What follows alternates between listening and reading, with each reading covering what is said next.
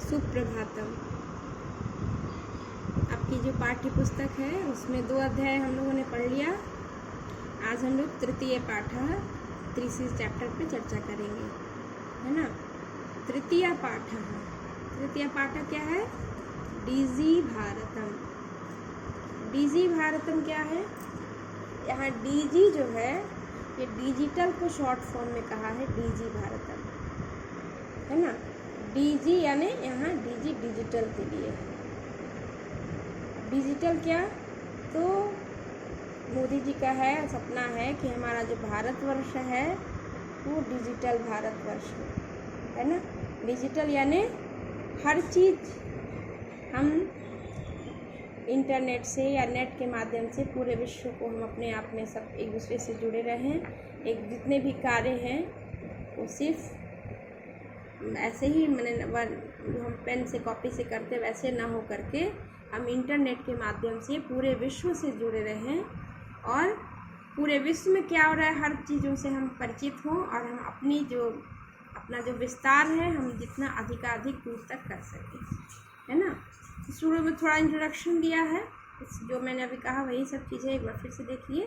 प्रस्तुत पाठ, यह जो पाठ है डीजी भारतम, यह एक निबंधात्मक पाठ है। अब है निबंधात्मक पाठ क्या होता है? जैसे आप ये पूरी बुक आपको पढ़नी है, आप देखेंगे कि इसमें कोई कहानी है। जैसे अभी इसके पहले हम लोग कथा पढ़े थे, पंचतंत्र की कथा थी, वैसे एक कुछ कविता है, कुछ नाटक भी है, नाटक तरह से है, और एक जैसे यह पाठ जो है वो निबंधात्मक पाठ है। निबंधात्मक पाठ का मतलब ये होता है कि किसी एक टॉपिक को लेकर के उसमें निबंध टाइप लिखा होता है, उसी को निबंधात्मक पाठ कहते हैं। और आपके पाठ्य पुस्तक में हर तरह का पाठ दिया गया है ताकि आपको सबका अभ्यास हो, सबके बारे में आपको सही जानकारी मिले। और यह जो डिजिटल निबंधात्मक पाठ जो है, जो डीजी भारतम है, ये डिजिटल इंडिया के लिए कहा गया है ना, डिजिटल भारत के लिए। तो इसमें वैज्ञानिक प्रगति के उन आयामों को छुआ गया है जिनमें हम एक क्लिक के द्वारा बहुत कुछ कर सकते हैं। आप भी नेट यूज़ करते होंगे, देखते हैं ना, सब करके यदि एक डिलीट बटन दब गया तो सारा डिलीट हो गया, सब खत्म, सब समाप्त हो गया, है ना। या सब कुछ की एक क्लिक किया तो आप जितने किए सब कहीं भेज सकते हैं, यानी एक क्लिक का बहुत महत्व है। तो यहाँ पे वही कह रहे हैं कि हम आज इंटरनेट ने हमारे जीवन को कितना सरल बना दिया है। आप देखिए, पहले कुछ भी था, जैसे आप कहीं एक व्यक्ति यदि यहाँ एक जगह से दूसरी जगह गया तो वो सही से पहुँच गया, वहाँ कुशल पूर्वक वहाँ पहुँच गया, इसकी जानकारी हमें 10-15 दिन लगता था, है ना। वो जाएगा फिर पत्र के माध्यम से सूचित करता था कि मैं अच्छी तरह पहुँच गया। लेकिन अभी क्या है, कोई कहीं गया, जाते ही वहाँ से तुरंत फ़ोन कर देते हैं, मैं यहाँ पहुँच गया। बात करनी है, हम लोग वीडियो कॉल कर लेते हैं, ऐसा लगता है जैसे व्यक्ति सामने बैठा है, बात कर रहे हैं। तो व्यक्ति विदेशों में भी क्यों ना हो, घर के लोग, परिवार के सदस्य विदेशों में भी क्यों ना हो, हम आराम से बात कर लेते हैं, वीडियो कॉल कर लेते हैं, बातचीत कर लेते हैं, तो दूरी का एहसास नहीं होता है ना। तो इसलिए आज इंटरनेट जो है हमारे जीवन को बहुत सरल, सहज बना दिया है। और भौगोलिक दृष्टि से भी पहले कहीं जाना होता था, लोगों को वर्षों लग जाते थे। तीर्थ यात्रा पे यात्री निकलते थे तो वर्षों घूमना पड़ता था, क्योंकि वो पैदल घूमते थे। और आज हमारा सारा जो क्रियाकलाप बहुत ही सुविधाजनक हो गया है। हर तरह से हम पूरे भौगोलिक दृष्टि से एक दूसरे से जगह से भी जुड़ गए हैं, है ना। तो इन्हीं सब बातों को इस डीजी भारतम, ये जो चैप्टर है डीजी भारतम यानी डिजिटल इंडिया, इन्हीं सब बातों के बारे में इसमें बताया गया है। और जो हमारे पीएम मोदी जी का सपना है कि हमारा जो भारतवर्ष हो वो डिजिटल इंडिया हो। जैसे विदेशों में हर काम इंटरनेट के माध्यम से होता है, तो वैसे ही हमारा भारतवर्ष भी जो है इसमें हर चीज़ अच्छे से हो। और इसका उदाहरण आप अभी देख भी रहे हैं। अभी क्या है, अभी स्कूल जो बंद है, मान लीजिए अभी ये नेट की सुविधा नहीं होती तो सब अपने घरों में हम लोग रहते हैं। अभी जो आप इतना पढ़ पा रहे हैं, हम लोग पढ़ा पा रहे हैं, अभी जो आपको मैं वीडियो करके आपको भेजूंगी जो आप इससे पढ़ सकेंगे, ये कैसे संभव हुआ? इसी डिजिटल के कारण ना, इसी इंटरनेट के माध्यम से। तो इस तरह से इंटरनेट का जो है वो हम लोग सबके लिए बहुत महत्वपूर्ण है। आज जो आपका सारा क्लास चल जा रहा है, सारे टीचर्स से आप कर पढ़ पा रहे हैं, तो ये इसका क्या माध्यम नहीं है ना। तो इस तरह से डीजी भारतम इस चैप्टर में और इसके बारे में हम विस्तार से जानेंगे। तो आज थोड़ा सा और बता देती हूँ, फिर हम लोग आगे पढ़ेंगे।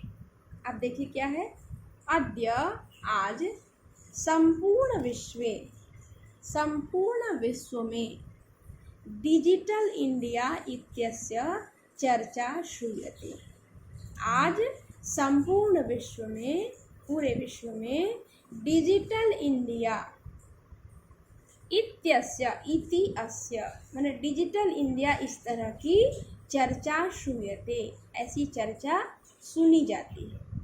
मतलब न सिर्फ हमारे यहाँ, पूरे विश्व में हमें डिजिटल बनाना है, पूरे विश्व को डिजिटल बनाना है, इसकी चर्चा सुनी जाती है। और हमारा डिजिटल इंडिया है, इसकी चर्चा भी सुनी जाती है। विश्व में भी यह चर्चा है कि हमारा जो भारतवर्ष है वो विश्व गुरु तो था ही पहले, अब जब इंटरनेट से सब जुड़ गए हैं तो उसमें भी हमारा भारतवर्ष पीछे नहीं है। हमारा डिजिटल इंडिया जो यह है, यह चर्चा पूरे विश्व में एक चर्चा का विषय है। अस्य पदस्य, इस पद का यानी किसका, डिजिटल इंडिया, यानी डिजिटल इंडिया अस्य पदस्य, इस पद का कह भावः, इसका क्या भाव है, इति इस प्रकार, मनसि मन में जिज्ञासा उत्पद्यते। जब हम डिजिटल इंडिया यह शब्द देखते हैं तो हमारे मन में यह जिज्ञासा उत्पन्न होती है, हमारे मन में यह बात आती है, जिज्ञासा आती है कि यह डिजिटल इंडिया मतलब क्या है ये। तो इसके लिए कह रहे हैं, काल परिवर्तनेन सह, काल परिवर्तन के साथ मानवस्य आवश्यकता अपि परिवर्तते, समय के साथ हमारी आवश्यकताएं भी परिवर्तित होती जाती हैं। जैसे जब पहले पत्र के माध्यम से हम एक दूसरे को सूचित करते थे, अपनी कुशलता बताते थे, तो हम लोग पोस्ट ऑफिस से सभी लोग जा कर के पोस्ट कार्ड, एनवेलप, इनलैंड वगैरह खरीदते थे। आज कोई किसी को पत्र लिखता, मैसेज भी डालना है तो आप फ़ोन पे मैसेज डालते हैं। तो अब हम कहाँ, कभी इनवेलप और इनलैंड अंतर्देशीय सब जो लोग पहले खरीदते थे, उसकी आज क्या है, वो बहुत कम छपते हैं, उसकी कोई आवश्यकता ही नहीं रह गई है। तो समय के साथ उसकी आवश्यकता समाप्त हो गई है ना। तो वैसे ही और भी जो आवश्यकताएं हैं समय के साथ साथ परिवर्तित होती जाती हैं। पहले कॉपी किताब की ज़्यादा ज़रूरत पड़ती थी, डिक्शनरी की बहुत, पहले हम लोग एक एक व्यक्ति कई डिक्शनरी रखते थे, अब डिक्शनरी की आवश्यकता ही नहीं है। डिक्शनरी पड़ी रह जाती है, कुछ भी देखना है आप तुरंत नेट से डाउनलोड करके देख लेते हैं किसका क्या मीनिंग है, क्या है। तो इस तरह से समय के साथ हमारी जो आवश्यकताएं हैं वह परिवर्तित होती रहती हैं, उसी को यहाँ बता रहे हैं। फिर प्राचीन काल में बहुत पहले ज्ञानस्य आदान प्रदानम, ज्ञान का जो आदान प्रदान था, यानी आदान माने लेना और प्रदान मीन्स देना। गुरु शिष्यों को ज्ञान देते थे और फिर उनसे प्रश्न भी पूछते होंगे, तो वो फीडबैक जो लेना कहते हैं। तो ज्ञान का जो आदान प्रदान था, ज्ञान देना और लेने की जो परंपरा थी, वो कैसी थी, मौखिकमासीत्, मौखिक रूप से ही था। आज है आप कुछ भी पढ़ते हैं फिर तुरंत नोट्स लिखते भी हैं, नोट्स मिलता भी है।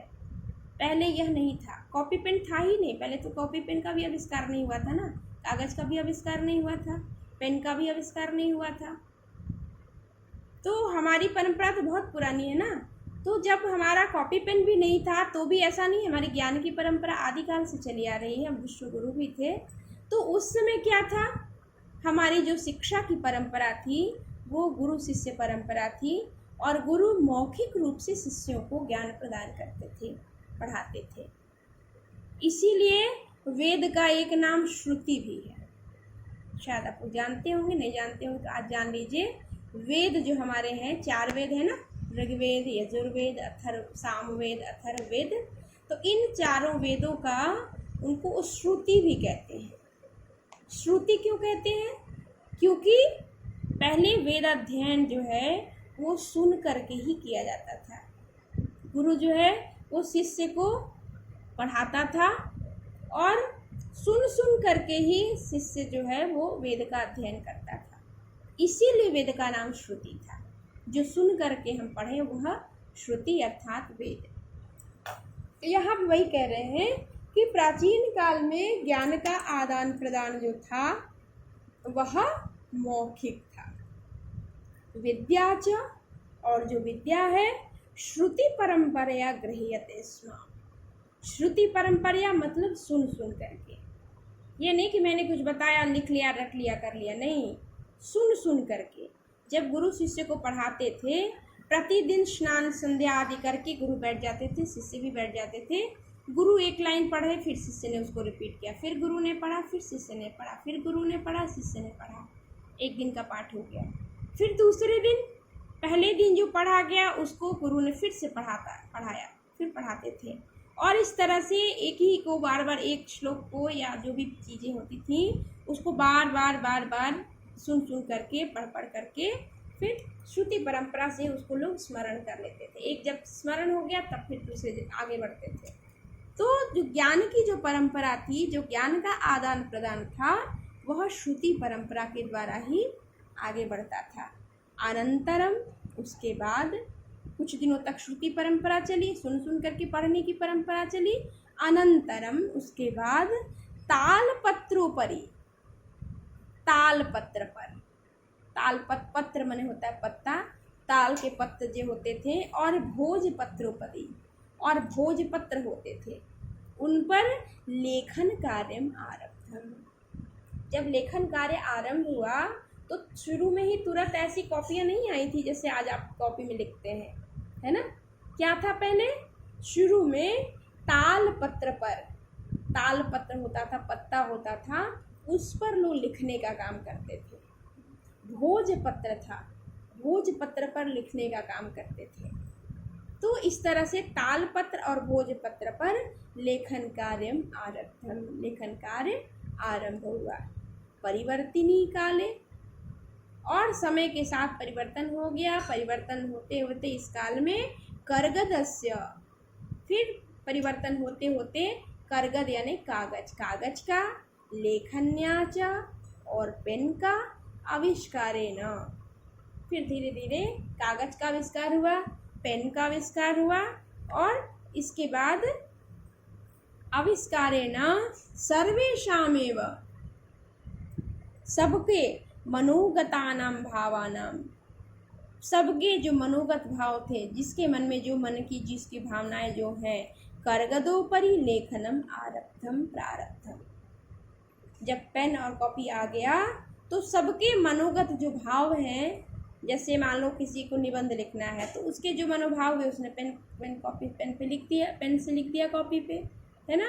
तो जिसके जो भाव हैं, ग्रंथ मतलब अब जो रचनाकार लोग हुए, अन्य ग्रंथों की रचना की, अपने मनोगत भावों को, अपने मन के भावों को लिखा कविता के माध्यम से, कहानियों के माध्यम से। तो ये जब कॉपी पेन का आविष्कार हो गया तो कॉपी का करगद लेखन्याच आविष्कारेण, कॉपी पेन के आविष्कार से सबके मनोगत भावों को कागज पर लिखना प्रारंभ हुआ, है ना। तो ठीक है, आज इतना ही रखते हैं, फिर अगले क्लास में हम लोग आगे बढ़ेंगे। ठीक है, धन्यवाद।